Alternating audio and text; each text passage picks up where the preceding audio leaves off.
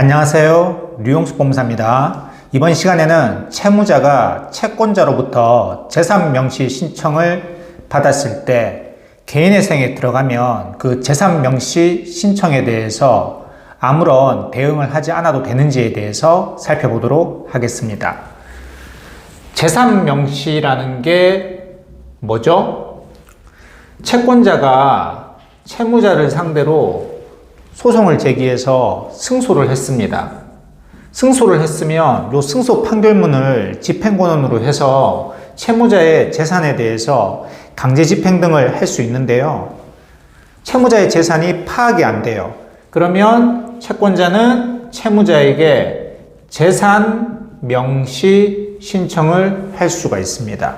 채무자는 이 재산 명시 신청문을 받으면 법원이 정한 날짜에 출석을 해서 선서도 해야 되고요. 그리고 자신이 가진 재산 목록을 작성을 해서 법원에 제출을 해야 됩니다.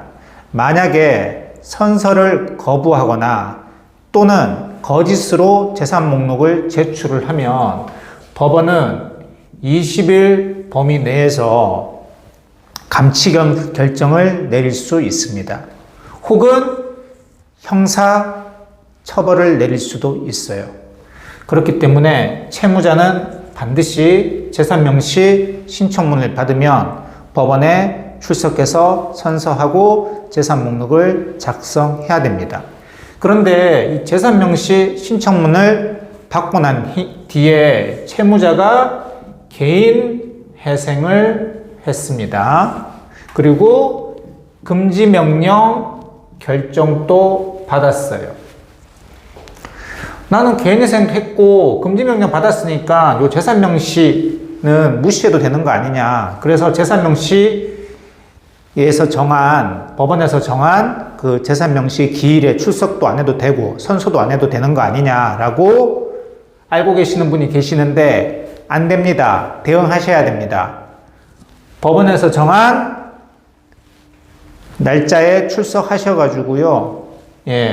선서도 하셔야 되고, 그리고 재산 목록도 제출하셔야 되는데, 부담을 가지실 필요가 없어요. 그 이유가 개인회생을 하면, 개인회생을 할 때 재산 목록을 작성을 하거든요.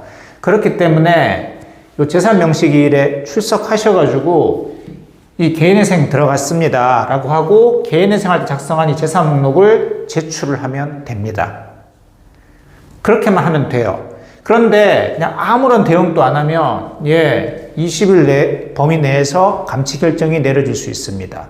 그러니까 아무리 개인회생을 하고 금지 명령을 받았다고 하더라도 반드시 이 재산 명시 기일에는 출석도 하셔야 되고 선서도 하셔야 되고 재산 목록을 제출해야 되는데 재산 목록은 어차피 개인회생할 때 재산 목록을 작성을 했잖아요. 그걸 그대로 제출하면 됩니다. 그러니까 부담을 느끼실 필요 없어요. 그러니까 이 재산 명시도 집행의 일종이거든요. 집행의 일종이다 보니까 개인회생 신청과 동시에 금지명령 신청을 하고 금지명령을 받으면 그때로부터 채권자는 채무자에게 강제집행 등을 못해요. 가압류도 못하고요. 가처분도 못하고요. 그래서 또 재산 명시도 당연히 무시해도 되는구나 이렇게 알고들 계시는데 아닙니다. 요 재산 명시에 대해서는 대응을 하셔야 돼요. 좀 번거롭더라도 하셔야 됩니다. 가만히 있으시면 안 돼요. 가만히 계시려고 하시는 분들이 계시더라고요. 어차피 개인회생 들어갔고 금지명령 받았으니까. 안 됩니다. 안 됩니다. 반드시 개인회생을 진행을 하고 금지명령 결정을 받았다고 하더라도 재산명시 기일에는 출석하셔가지고 자기가 지금 개인회생 중이다라는 것을 밝히셔야 됩니다. 이번 시간에는 그러니까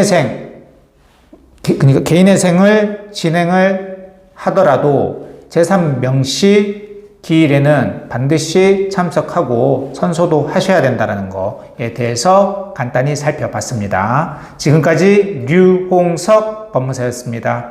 감사합니다.